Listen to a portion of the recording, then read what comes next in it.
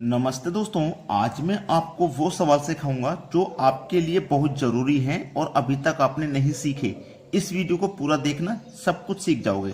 चलिए स्टार्ट करते हैं। पहला सवाल, ए और बी काम को 40 दिनों में, बी और सी 36 दिनों में और तीनों एक साथ 24 दिनों में कर सकते हैं। ठीक है, बहुत अच्छा सवाल है। तीनों एक साथ 24 दिनों में कर सकते हैं, बी अकेला उस काम को कितने दिनों में करेगा। देखो सवाल को पहले समझना, क्योंकि सवाल नहीं समझा तो समझो कुछ नहीं समझा। देखो, ए और बी ये दोनों करती हैं 40 दिनों में, ठीक है। बी और सी ये दोनों करती हैं 36 दिन में। और फिर बोला है तीनों, तीन का मतलब ए बी और सी, यही तीन तो है। ए प्लस बी प्लस सी ये तीनों मिलके करेंगे 24 दिनों में, ठीक है। टोटल काम पता करने के लिए ना आपको हमेशा एलसीएम लेना, याद रखना मेरी बात को, हमेशा आपको एलसीएम लेना है। टोटल काम पता करने के लिए काम है कितना, 40 36 24 का जो एलसीएम आएगा वो आएगा 360।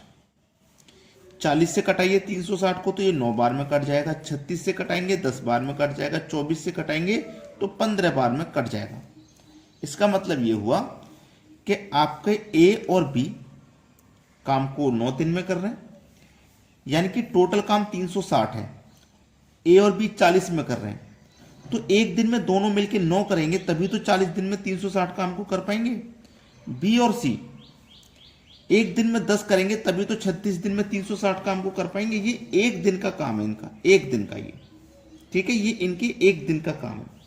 अब देखो, समझो प्रश्न को, समझो। ए और बी एक दिन में कितना कर रहे हैं, 9। इधर देखो, ए और बी एक दिन में कितना कर रहे हैं, 9। ए और बी 9 कर रहे हैं एक दिन में, तो ए और बी यहां भी 9 करेंगे एक दिन में, ठीक है। जब ए और बी दोनों मिलकर 9 कर रहे हैं और ए बी सी तीनों मिलकर 15 कर रहे हैं, तो अकेले सी का काम कितना हो जाएगा, 6।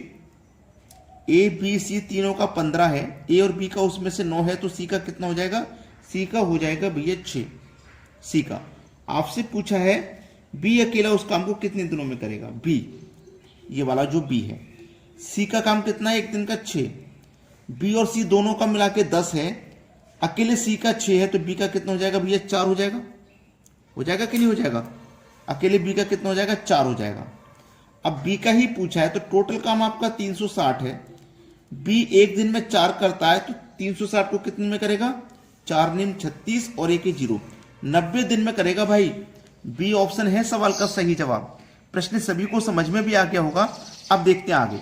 अगला सवाल है, 1 के बटे में 3 गुने 4 प्लस 1 के बटे में 4 गुने 5 प्लस 1 के बटे में 5 गुने 6 प्लस 1 के बटे में 6 गुने 7 प्लस 1 के बटे में 7 गुने 8 है। इसको सरल करना है। तो एक बात मेरी याद रखना हमेशा, आप ना यहां पे देखो, यहां पे देखो, एक का अंतर सभी में देखना, यहां पे सभी में एक एक का अंतर है कि नहीं। तो जो ट्रिक मैं आपको सिखा रहा हूं, उस ट्रिक को नोट कर लेना, ठीक है। ऊपर कितना है, 1, ठीक है, ऊपर कितना है, 1। अब समझो प्रश्न को नहीं समझा तो कुछ नहीं समझा।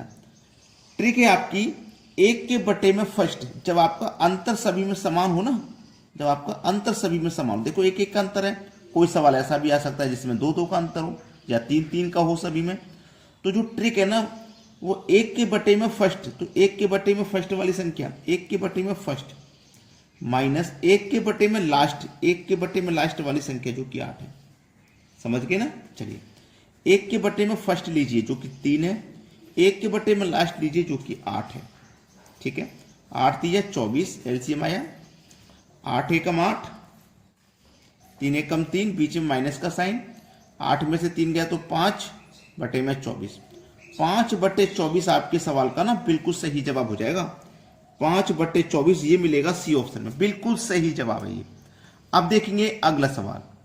अगला सवाल है, एक वस्तु को 8,800 रुपए में बेचने पर हुआ लाभ उसी वस्तु को 7,200 रुपए में बेचने पर हुई हानि की राशि के बराबर है। यदि इसे 9,600 रुपए में बेचा जाए तो लाभ का प्रतिशत क्या है।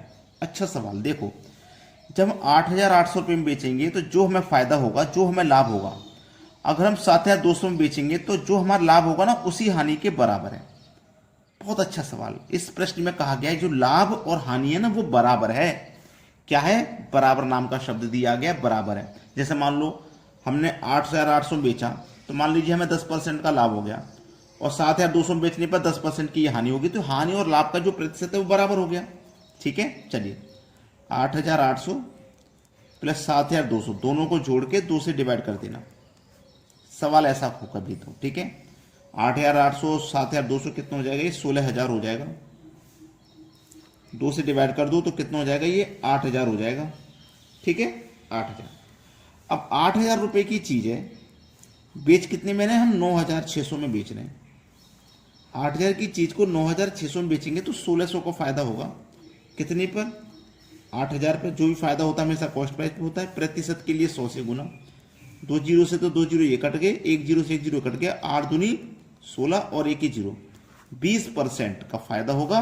पहला ऑप्शन है सही जवाब, 20% का फायदा। अब देखेंगे अगला प्रश्न। अगला सवाल है 892 का 1 पावर 102 प्लस 183 का पावर 103 में इकाई अंक क्या है, इकाई अंक बताना है। तो ऐसा सवाल आपको कभी भी पूछा जाए ना, तो सबसे पहले तो जरूरी होता है याद रखना 0 1 5 6 ये वो संख्या है, 0 1 5 6 ये वो संख्या है। अगर ये इकाई अंक में है, जैसे इकाई अंक में यहाँ 2 है, यहाँ 3 है, ऐसे ही 0 हो, इकाई अंक में 1 हो, 5 हो, 6 हो, अगर ये संख्या होना इकाई अंक में, तो इनका इकाई अंक हमेशा यही रहता है, चाहे पावर कितनी भी हो, इनका जो इकाई अंक है ना वो यही रहता है।